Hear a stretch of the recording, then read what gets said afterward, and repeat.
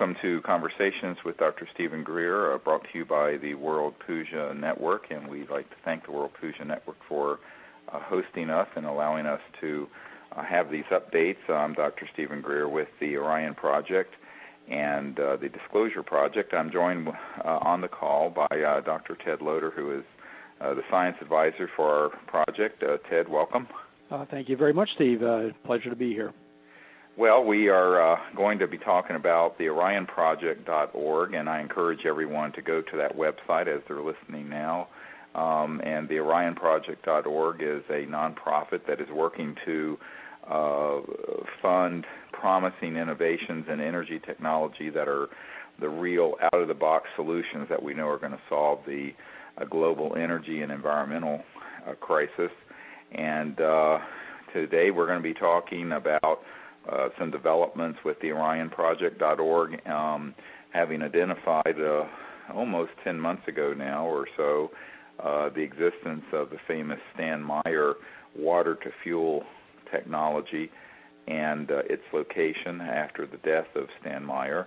And we are going to be talking about how we are working to acquire this technology as it has now passed on to a group of people who are wanting to basically have another group take it on and develop it further.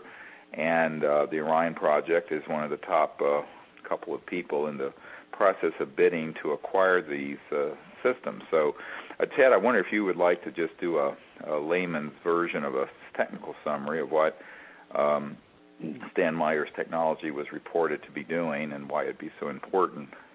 I'll be glad to. Just a touch of a background. We were contacted back late last year, December, January period, about this technology, and I spent some time actually visiting and seeing it.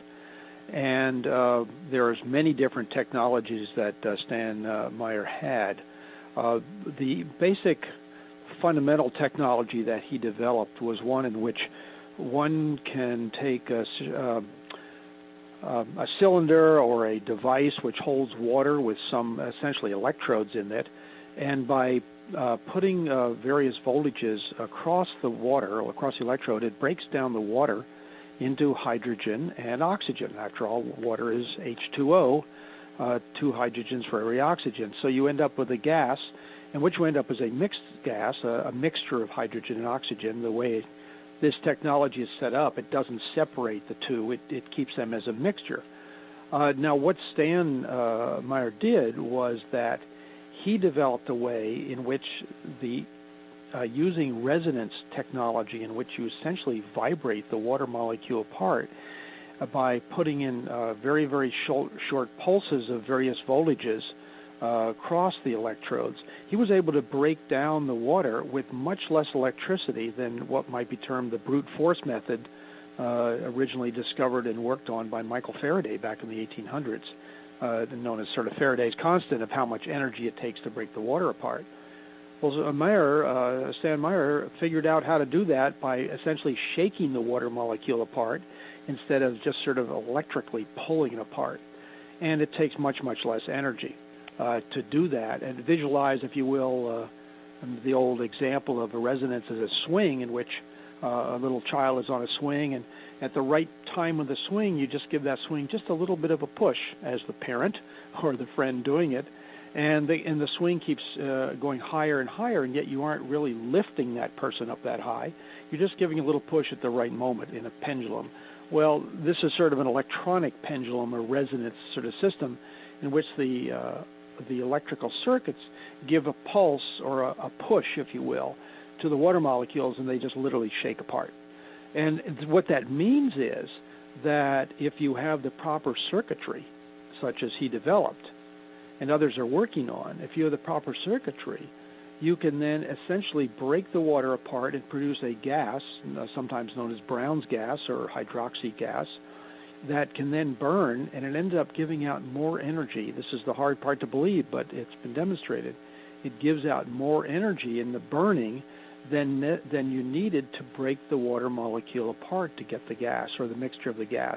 And that's a very, very powerful set of set of circumstances, because it means that if you break the water apart using just a little bit of energy, you then burn the gas or inject it into an internal combustion engine, either as an additive to gasoline to enhance the fuel, the mileage, and increase the burning, or as just a pure gas that then burns within the internal combustion engine, and use the generator or alternator to then produce more of this gas. You can literally have excess energy produced by the generator that then you can use for some other purpose. So this is an incredibly powerful technology. Right, and what we're wanting to do is to set it up as a system to create a generator that would, for example, take the wastewater from a home, because every home uses about 400 gallons of water a day, average in America. Most of it is from showers and sinks and not sewage. And take that water and run a generator that would create, that would be an electric generator that would run the needs of the home and also create enough electricity to run the electrolysis process, the Stan Meyer type electrolysis process, so that you basically have a closed system. The only exhaust from such a system, by the way, whether it's a motor for a car or a generator for your home, is water vapor, which can go back through a condenser to make more water to supply the system. So there's potentially a lot of energy, of course, in water, but the trick has been getting an electronic system, as Ted just mentioned, that is, in a sense, over unity. In other words, where you would get more energy out than you have to put in, which has not been the case. Usually you have to put enormous amounts of electricity in to get a certain volume of Brown's gas, and it's not enough to run a load or, say, a home and also run the system. In fact, it's not even enough to run the system.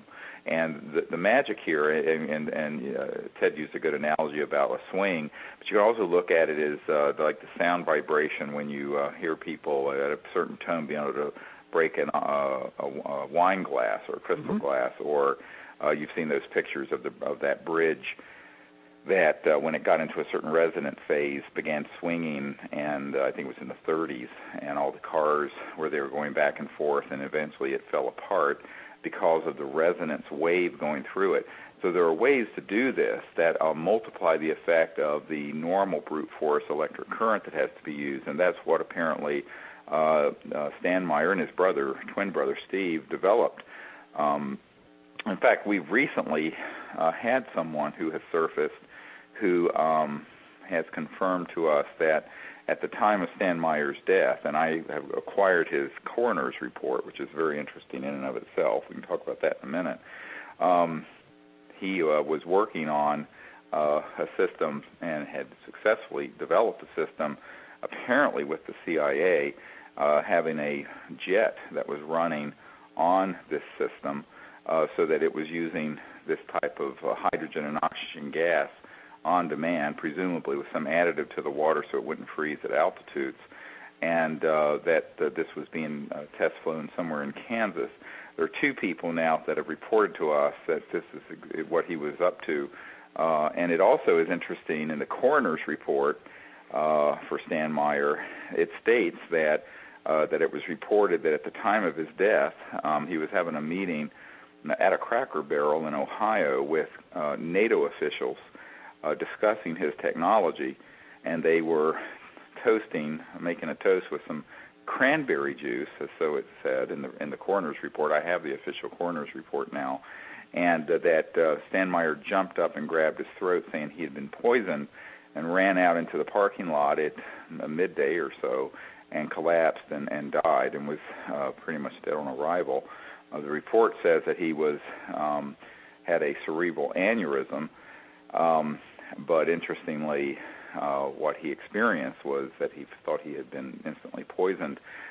Now, we do not know exactly why Stan Meyer died, but it was under strange and rather sudden circumstances, and we have very good reason to believe this technology is something that is quite advanced and needs to be further developed so that we can transition out of oil and gas and coal to very clean use of the sort of excess water that people use in their daily lives. And I think that, of course, the potential for this is great because, there are a billion vehicles on the road that run on gasoline that could be converted to run on hydrogen and this oxygen-hydrogen mixture, and also a lot of power generating facilities that could be converted to run on this system.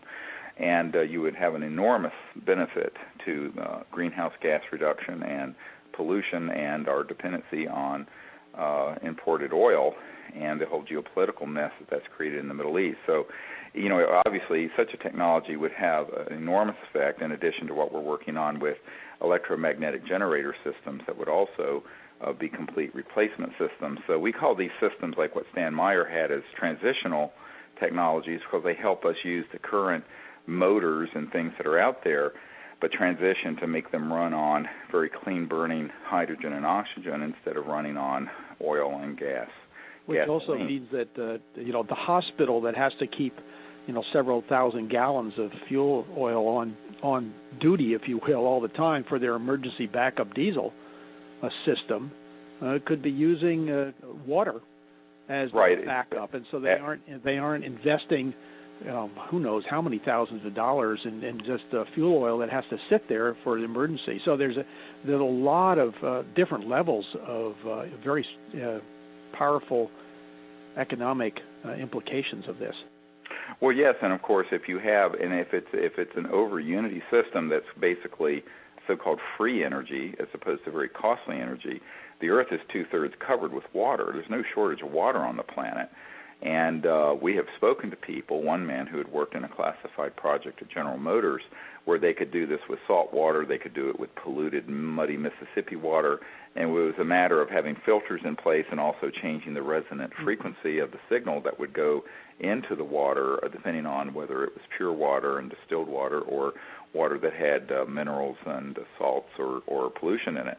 The point being that this is a technology that has never been developed fully, that we are working, and what people need to do is go to the Orion Project, all one word, .org, and make a contribution to us because we are in the process of trying to purchase this entire inventory of all of Stan Meyer's electronics and equipment so that they can get going again and we can study them and then build a study team around it of researchers and scientists who understand this type of physics so that we can eventually come out with some kind of practical solutions that would be using clean sources of energy to convert the existing internal combustion oil and gas and coal-based systems to these very clean systems, and while we're developing these other type of systems that are the electromagnetic free energy generators.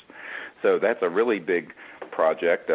We're hoping in the next month or so we will hear if we are able to acquire this. It's going to be fairly expensive to set up a team of people, not only to acquire it, but to also set up a team of scientists to study it. And we're happy that at this point we have about $210,000 in the Orion Project out of our goal of $3.1 million. But we need more people who are listening to the World Puja Network to share with others that this is an ongoing acquisition bidding process, and we really need their support so we can stay in the running and get this technology so it doesn't disappear into some black hole again. I mean, Stan Meyer passed away 12 years ago, and this has all been laying dormant for 12 years at its surface now, and we feel it needs to be rescued from oblivion, and our team is the best qualified team to get it and develop it. Well, I think so, too, and just as an aside, you mentioned that we plan to bring a team together to then research the technology of Stan Meyer technology, and the interesting thing is that over the last several years, there's been a number of groups around the country, individuals as well as groups, who have been studying this technology and trying to reproduce it, and really having some trouble with getting to the over unity. I mean, almost anybody, a ninth grade science student, can make bubbles in water with a battery and some electrodes and produce the gas. But to be able to do it in a highly efficient manner is the real trick and the issue. So there have been a number of groups working on this, but talking to several of these inventors is that they've studied Stan's patents and study the technology, but they haven't quite figured it out. And one fellow that who's been studying this stuff for several years now, and is really an expert on it, says all I need to do is see his technology, the real thing, for 5 minutes, and he said, I understand all the circuits, but there's something missing, or he can't quite figure out what's going on in the patent.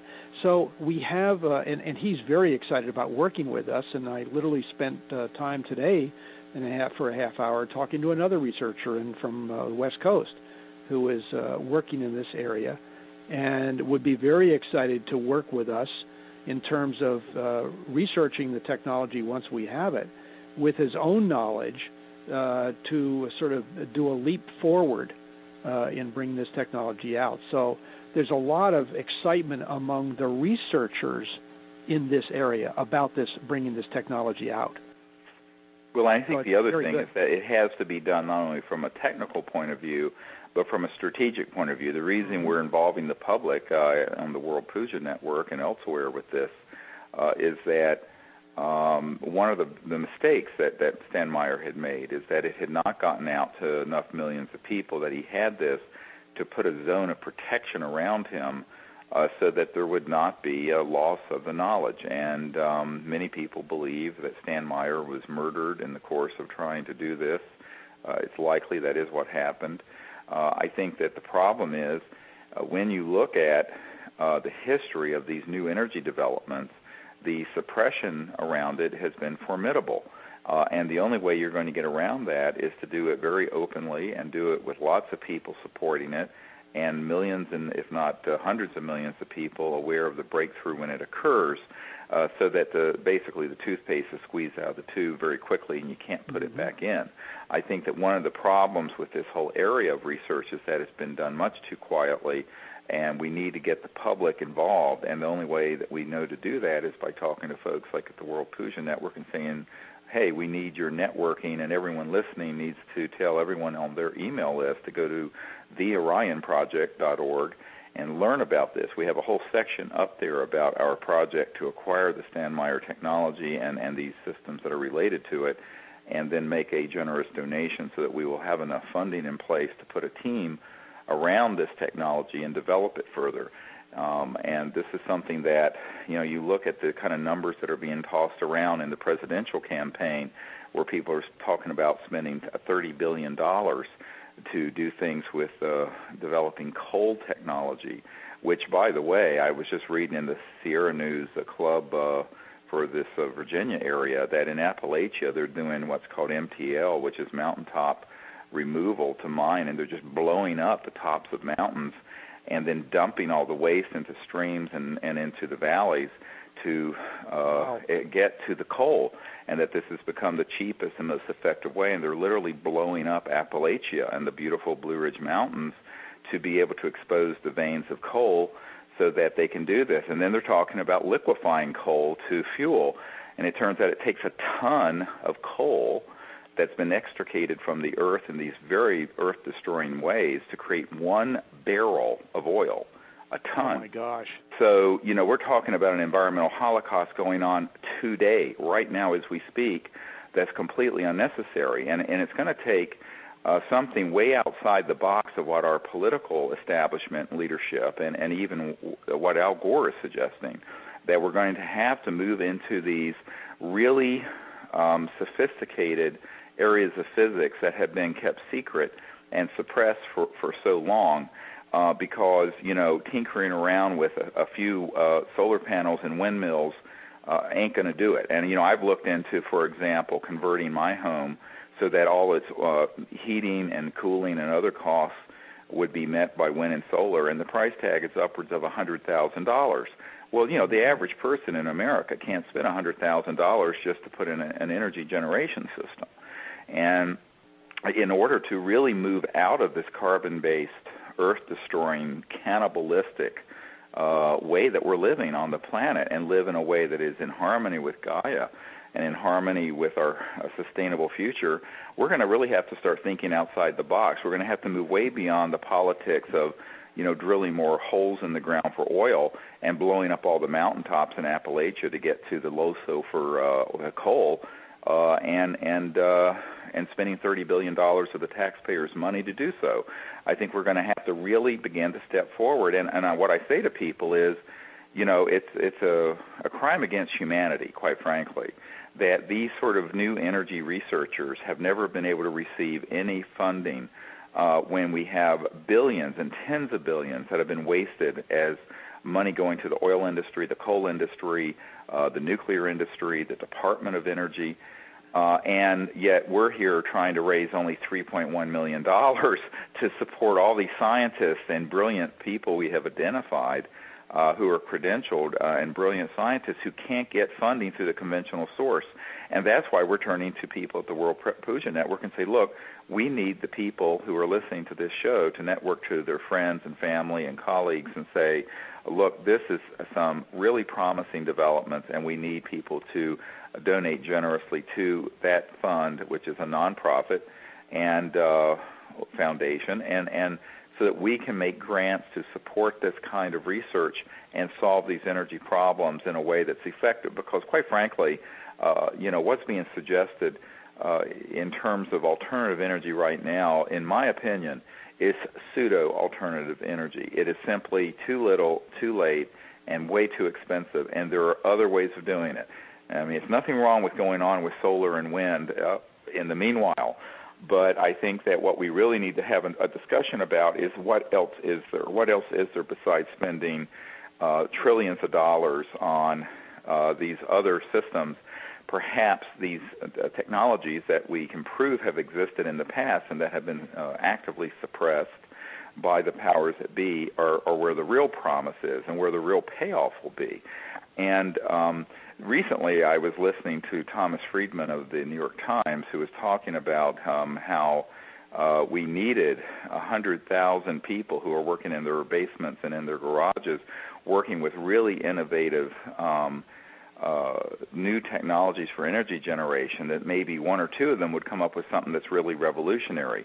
Well, I have news for Thomas Friedman. Yeah, people have, and it's been around for 100 years, since the early 1900s. But what has to happen is that we have to get those systems developed and put them into a strategic plan that gets the support of the masses of people so that they don't get suppressed. I recently had a member of Congress who's a committee chair in the United States Congress, has a friend who called us, and this congressman and I have met several times, and this person called and said that when they had been with the Department of Energy, had been taken into a facility at near Oak Ridge National Laboratories, and went into a facility where there were dozens, if not hundreds, of these types of energy-generating breakthrough technologies that were in a secret facility and were in quote, hiding, that they were being held back.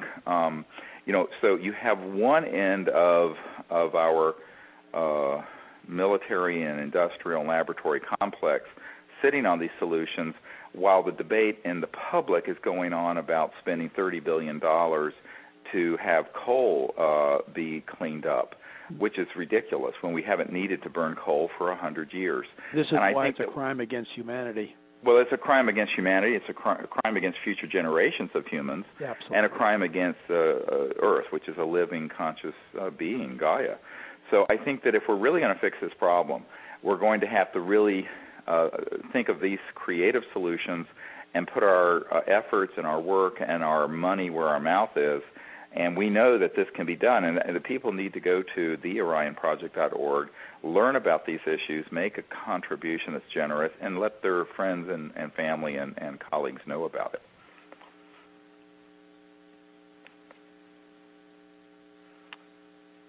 Another thing I wanted to share, and I think this is something that we can just touch on at this point, is that we are working with some scientists who are in a foreign country who apparently have developed, and this is quite separate from the Stan Meyer technology, a solid-state, more than 1 kilowatt electronic system for creating energy from the quantum vacuum, from the space around us, the so-called zero-point energy field, or quantum vacuum flux field. And we are hoping that very soon we will be meeting with these scientists and beginning the first level of testing of their system, which apparently is at a 2 kilowatt level and can be scaled up to tens or hundreds of kilowatts. It is a completely solid-state system. Apparently nothing really moving in it in terms of the energy generation. Again, the concept of resonance plays a role in it. Oh, it is. It's a resonant system that takes the so-called electromagnetic flux field that's all around us. And one of the things I point out to people, it's been estimated that every cubic centimeter of space around us has enough energy to run the Earth for a day if you could tap into that potential energy. And it's virtually an infinite sea of energy that's at the base level of within the fabric of space-time around us. And I think that these really advanced systems, which we know have existed in the past and know people who have worked on them in classified projects, we now have identified some scientists who say they have this breakthrough, and we will be investigating that, and people at the World Puja Network should stay tuned for emerging and perhaps emergent and urgent announcements about this in the coming weeks. Yes, very exciting, and we have our proverbial fingers crossed that it is indeed what they said. We've met over the years. We've met with numerous inventors who have had claims about their devices, shall we say, which turned out to be upon very serious professional testing, if you will, turned out to be false claims. Either the inventors mismeasured something, or didn't measure it correctly, or just misinterpreted the data. So we really, any device or any technology that we look at will have to go through a whole series of vetting and analysis, and very careful by multiple groups before we totally will announce that this technology exists. That's right, and our requirement is that they be tested by us initially in-house, and then we have a confirmatory test by outside engineers who are electronics and electromagnetic specialist engineers. And then once we can reproduce the effect and make a copy of the device, it will then go on a confirmatory testing tour where it will be taken to certain universities and laboratories that we've identified for confirming the effect, so that there is an objective test that can then be put up on our website that would confirm not only what the inventor has found, but what we have found, but can then be confirmed by prestigious institutions and universities that will also do a follow-on test. So this is all part of the protocol, and it's a very rigorous one, and we are hoping that we will begin that process soon with these new inventors that have surfaced in the last. I might add that process of testing requires several weeks to a month or two to go through all the steps in the process. Now hopefully, and some kinds of testing is much simpler, much easier to do than others. It depends upon the technology. Well, one of the things that we have required, and if people go to the orionproject.org or arrow2012.com, you'll see our criteria for these technologies, and that is that they be closed-loop and self-running and can power a load of about a kilowatt or more.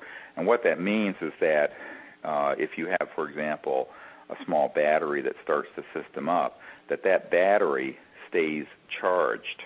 And if you run the machine and run a kilowatt of appliances, say, light bulbs and fans and computers or whatever it is, that at the end of however many hours or days, that the battery stays completely charged, the system has self-run, and it's been running a load doing some kind of work in the real world.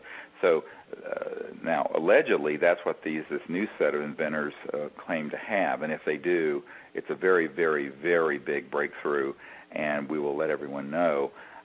But that is exactly what the criteria is, and that actually makes the test pretty simple, because if it's not plugged into the grid and the startup energy supply power pack stays fully charged, then and it runs a load way beyond the ability of say, the battery pack. Let's say you have a small 5-amp battery that can only run a 200-watt load for 5 minutes.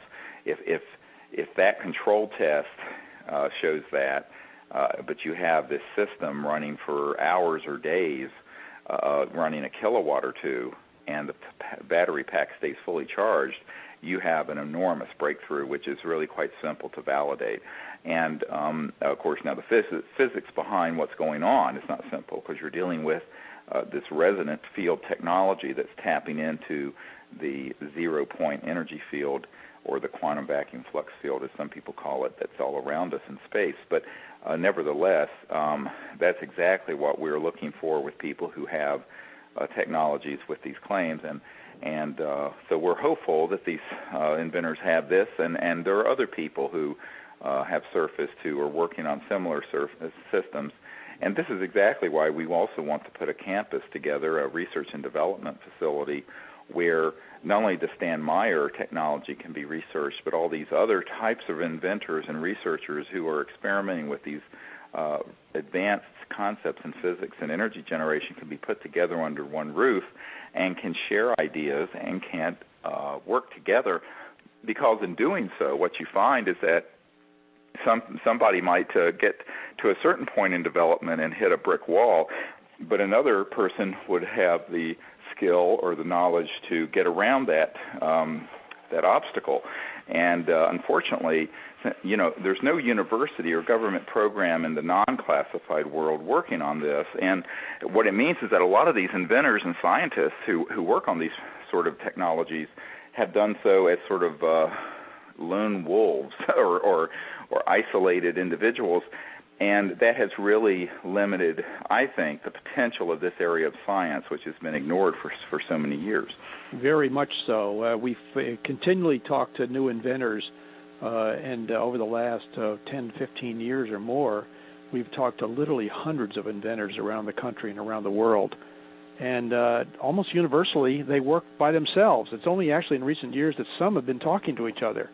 And it's really becomes obvious as we talk to them that they really need to talk to Dr. X over here or Dr. Y over there to solve the few little problems they have remaining. And having a campus with a research facility with people there on a daily basis with facilities to support them will be just a major step forward and collapse time frames in developing some of this technology, because we'll have the people there who can solve different problems.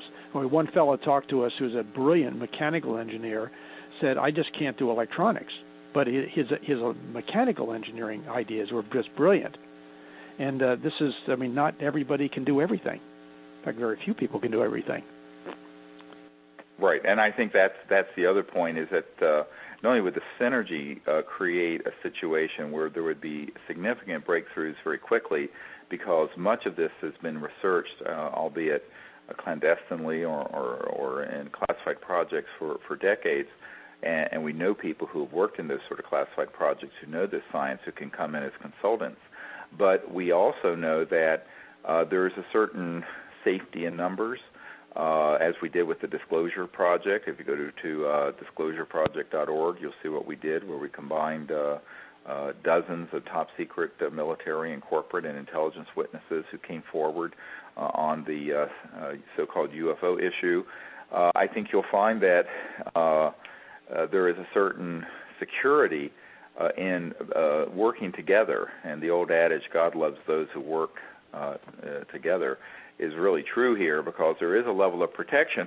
And I think the other part of it is through networks like the World Puja Network, of having millions of people know about these breakthroughs in real time as they're occurring, where they're involved and they're stakeholders, in a sense, of this, because we're all living on this planet that's in incredible trouble right now, not just financially and geopolitically, but existentially, environmentally. The very existence of our civilization on this planet is being threatened by the way we're living on the planet, that I think there are so many people who understand that now, and that they will need to step forward really as proponents and defenders of what we're doing.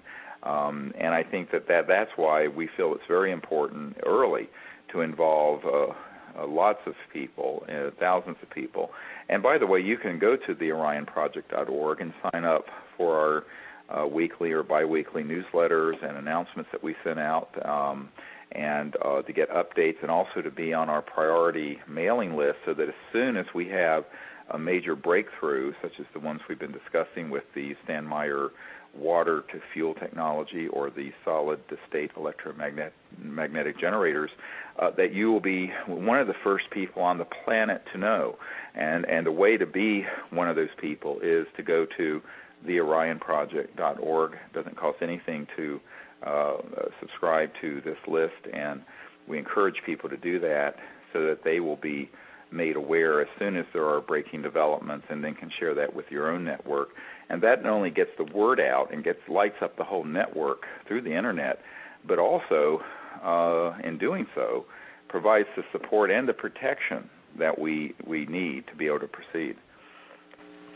Absolutely, and we're continually. We've started a program the last month or so to send out the newsletters on the weekly to biweekly basis, depending on what our team is doing and what's going on. To let people know what's happening, and so that's all you have to do is sign up for it. It's a very easy thing to do, and the newsletters are basically short and try to focus on one topic just to let you know what's happening. Right, and for example, we've been sending out newsletters to let people know what's developing with this Meyer technology. The people who inherited his equipment are now wanting it to be given to a group that can take it forward. And as I mentioned, we're one of maybe 2 or 3 groups that are being considered.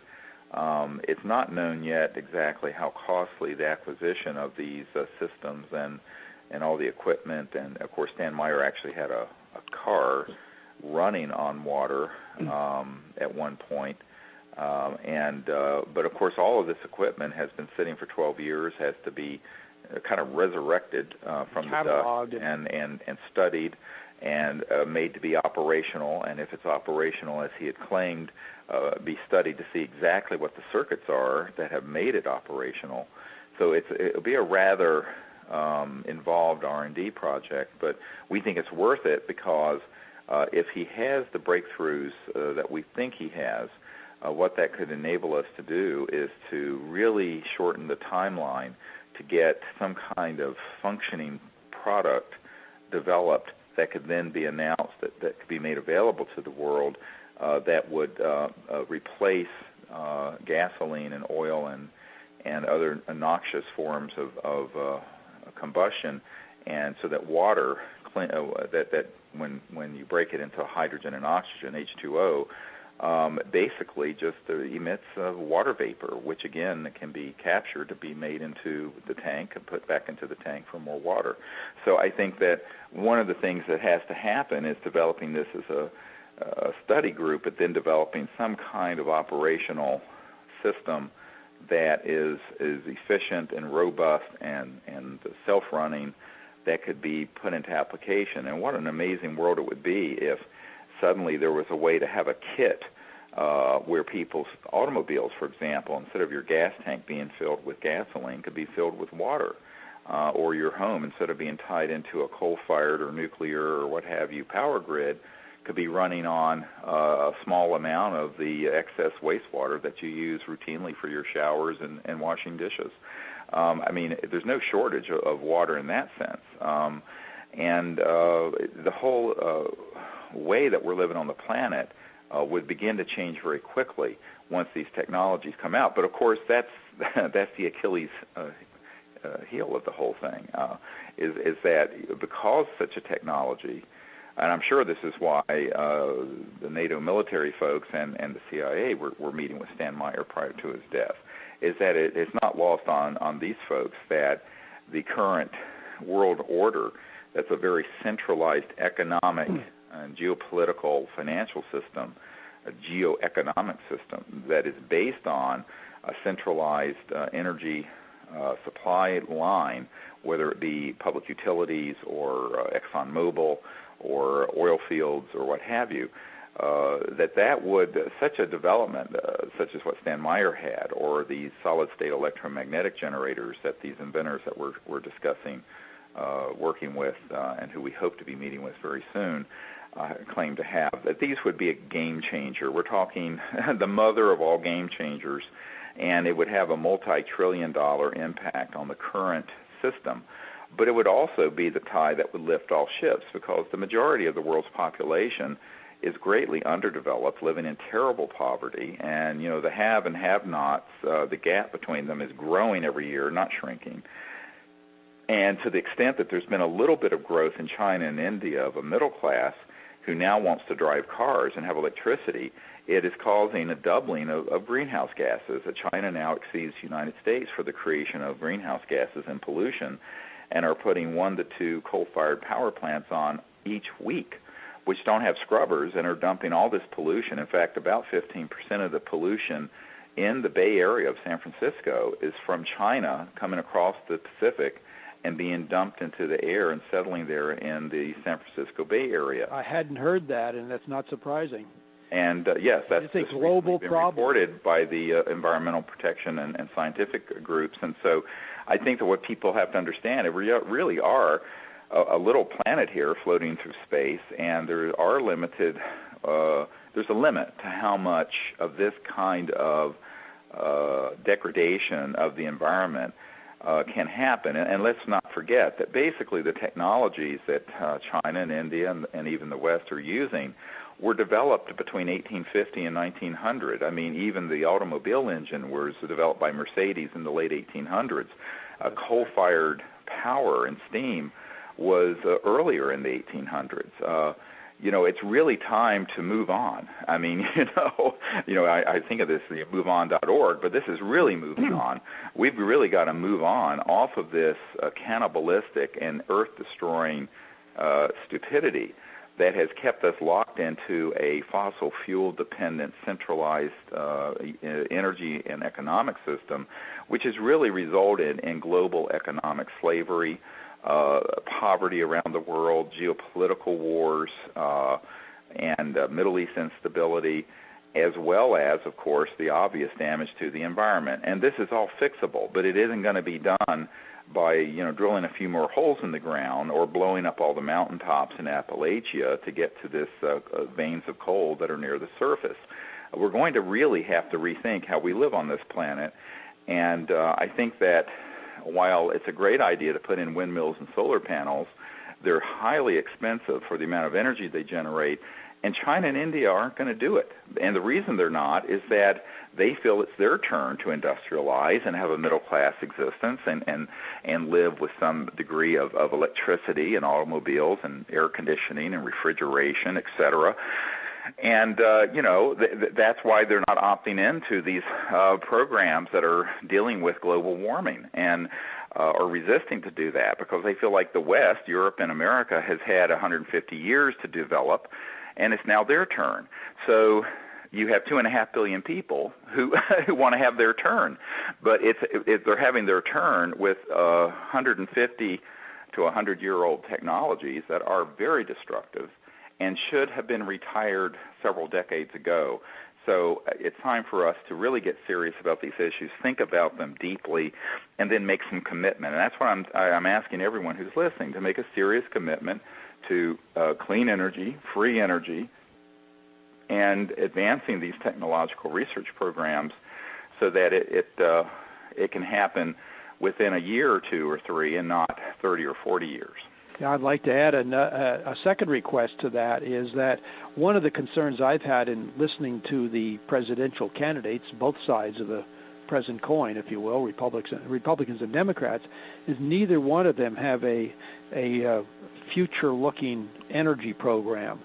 And if any of you out there listening to this know people who are either in either one of the campaigns and can tell them about the Orion Project, what we're doing with alternative energies, and try to get that information to the candidates so they can talk about putting some of their energy plan into research to bring out these new technologies. Because getting outside the box technologies, if we want to call it that, or these new technologies, zero-point energy technologies or whatever, or the transitional technologies are the only way we're going to get out of our present environmental and economic and political conundrum. That's the only way we're going to get out of that. And right now, our presidential candidates are not speaking about that. They are speaking about same old, nuclear, oil drilling, and coal, with a little bit of solar and wind thrown in so they sound as though they are forward-looking. Anyway, that's a thought. If anybody of you know people who are in those campaigns and wish to let them know about this, and if they show more interest, they can either contact Dr. Greer or myself through the website, and we'd be glad to speak with them and try to explain what we're doing and what the potentials are if they could just put a little bit of energy and effort into that development. Thank you. Yes, I think that's a very good suggestion, and I think the other thing is to if there are town hall meetings where energy comes up, that some people stand up and say, well, have you heard of the OrionProject.org? And are you aware of these other types of advanced breakthroughs in physics? And begin to put it on the radar scope. I mean, if you're going to be in a participatory democracy, then you need to participate. Certainly I have met with people in the U.S. Congress, and these things have been discussed. I have not met with McCain or Obama, but I will say that there has always been a lot of interest. The problem is most of them don't want to take any public stand on this because it's in a very, very controversial area, and I think that it's a little bit like when we were doing briefings for President Clinton and Al Gore when they were president and vice president, and they were very interested, but they didn't want to do anything about it. And it's a matter of courage, and I think that the public needs to hold these leaders of our country and other countries as well, and in Canada and Europe, feet to the fire and say, look,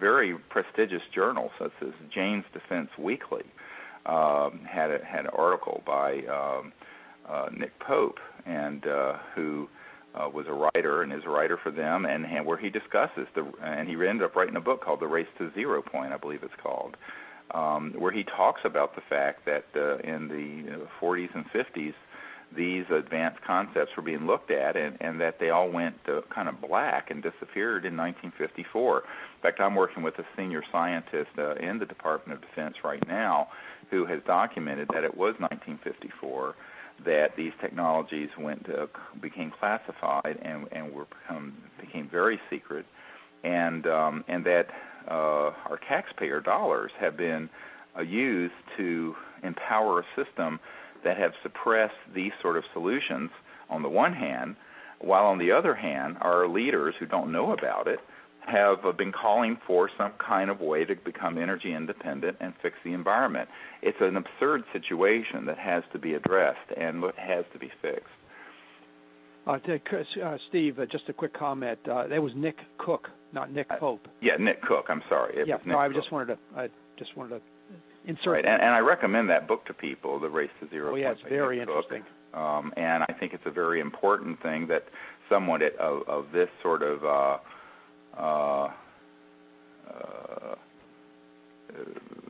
development would have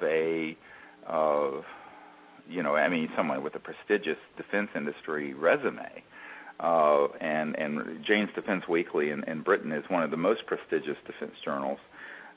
Would have this. I also point out that in France there have been significant developments along similar lines. I recently got an aerospace journal, a copy of an aerospace journal, where the whole question of these advanced aircraft and the so-called UFO issue was being openly discussed.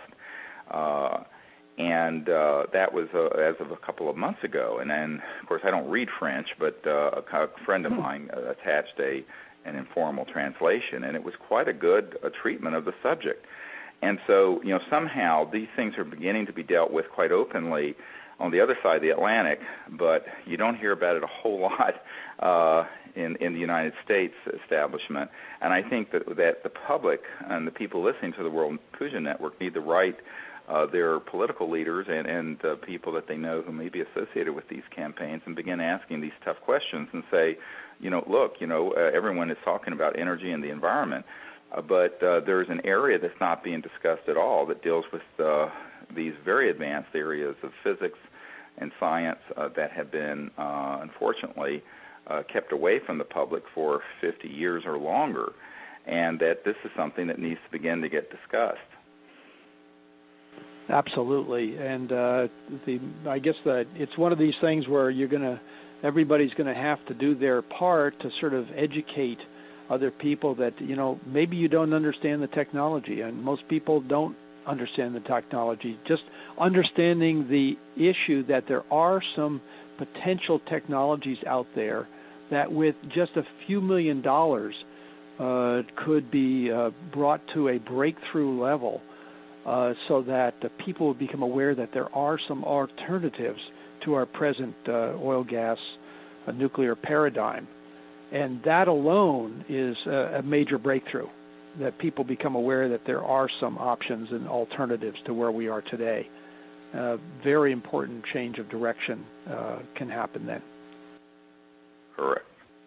That's absolutely correct, and I think that's why we're calling on everyone to help us with this effort. And again, to go to the orionproject.org and look at the information we have. There's an enormous amount of historical and technical information there for those who want to read that, and also what our plans are and how you can get involved. For example, we recently had a gentleman in Australia had sort of a walkathon for the Orion Project and raised about $1,200 or $1,400 for our research grant program by doing that, and also in the process educated a lot of people about these issues. And so I think that on the grassroots level, people can do a great deal if they learn about it and then take some action and share the information with people who are in their network and on their email list and what have you. And that's what we're asking folks to do.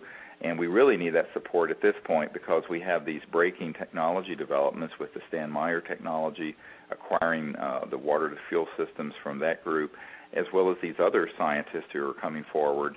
And I think we have to really begin to see how it is that we can come together and provide the support needed. One of the things that strikes me as I study this issue and see what's happened over the last 100 years or so is that a lot of these developments have been taken into either corporate or government programs and been suppressed, or they have simply withered on the vine and died. I mean, if you look at what happened to Meyer's technology, there was never a groundswell of knowledge and support around it.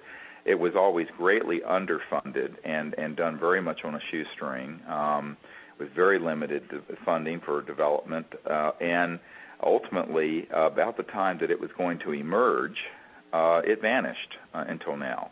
And this is a pattern that has been going on for 100 years. Literally, we have photos on the website of Nikola Tesla with a man named Stubblefield who had developed an earth battery that would generate energy, electromagnetic electricity, real energy, from the resonant field of the Earth. And in fact, Dr. Loder and I saw such a system on an island in the Caribbean about 5 or 6 years ago that was really quite impressive, although it was rudimentary, although the inventor ultimately became, I think, intimidated about coming forward and never transferred that information to us. But, I mean, it was a very simple system. It had 6 zinc and copper stakes in the ground, and then went into a homemade generator system that had transistors and tiny capacitors, and used a resonance type system. It was a resonant type system, and it was putting out 400 or so watts of free energy, and we were sitting there, had a power strip, plugging fans and stereos and lights and everything into it. I mean, it was astonishing. So and of course, you look all the way back to 1908, and there are photographs and descriptions of Nikola Tesla standing there with this kind of home-taught engineer who was a farmer, actually, named Stubblefield, and that information is up on our website. And so, we know this is possible, but for us to be able to put a team of people together to experiment with these systems and make something really strong and robust that would run your home, we need to be able to have at least a laboratory and a research facility, and that's why we have this really extremely modest budget of $3.1 million, which I have to point out is about half the cost of the funds raised for my rural county here in Virginia for the recently opened dog and cat shelter, which was over $6 million. So I think that this issue is worth at least what one dog and cat shelter is worth in one rural county in Virginia.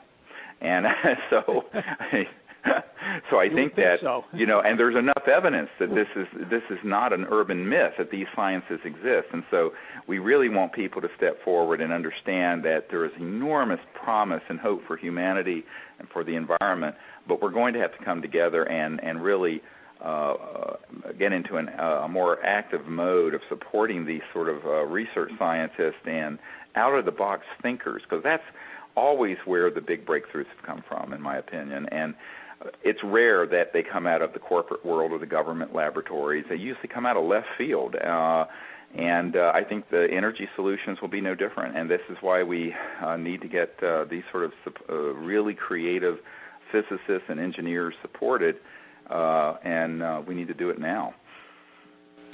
Absolutely. And to just support what Dr. Greer is saying, any support that you can give us or to help the project is more than welcome, including the support of letting politicians and other people know about the reality. The more people know about it, the more possibility there is of some breakthroughs from the political realm as well. Well, yes, that's right, and it's all about networking. There may be someone listening right now on the World Puja Network who knows someone who is a high net worth individual or someone who is with a environmental foundation that they could network us to and could help get this funding in place very quickly. And so we're asking people to think about who they know, and it's all, of course, however many degrees of separation, but everyone's probably 2 or 3 degrees separated from someone who could, if they could get educated on this issue and see the data and see the evidence and the historical record, could actually make this happen. So that's another area. Not only can people make their own contribution from whatever they can, but they can network this to folks, because I think that networking is really key, and that's what we need your help with. And we appreciate any help all of you listening at the good folks at the World Puja Network can give us. So I think we're about out of time, and I would like to thank Dr. Ted Loder for joining me with this discussion and conversations with Dr. Stephen Greer. And thank you, Ted. You're very welcome. A pleasure. And I'd like to also thank the people at the World Puja Network for being so kind as to give us this hour to share with their listeners an update on the kinds of projects we're working on. And I look forward to speaking with all of you again real soon. Again, this is Dr. Stephen Greer, and you can go to the orionproject.org to learn more about what we're doing. Thanks so much. Good night.